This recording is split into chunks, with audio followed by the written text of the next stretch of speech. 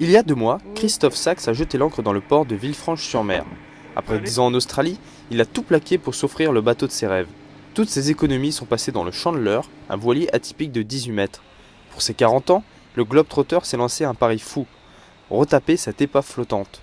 Malgré les vents contraires, Christophe ne se décourage pas. Il y a un grand soudeur qui est venu pour me donner son avis, et son avis c'était que le bateau était perdu. Donc là ça a été très dur, j'ai tout redémonté, je suis rentré sous les réservoirs du truc à redémontrer, à regratter des trucs, tu sais, tu te bousilles les mains, t'as les mains qui saignent, et t'es une bête féroce, quoi. Tu défoncerais des murs. À terme, Christophe souhaiterait en faire un bateau durable pour allier les côtes australiennes sans un litre de fioul. Au fil de ses voyages, il a imaginé un navire autonome et éco-responsable qui partira en expédition avec à son bord des scientifiques, des artistes et des citoyens motivés. Le but est de partager ensuite sur la toile un journal de bord résumant les découvertes et les rencontres.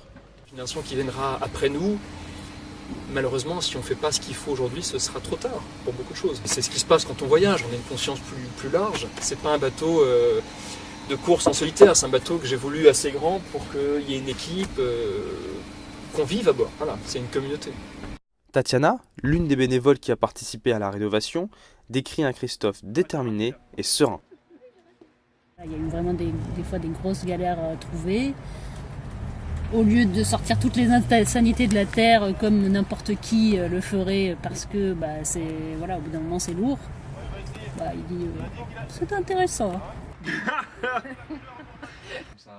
Pour fêter la mise à l'eau du bateau, Kevin, un autre volontaire, est venu constater les résultats.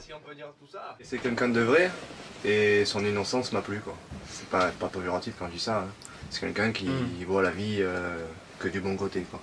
Les 3 amis trinquent à leur réussite.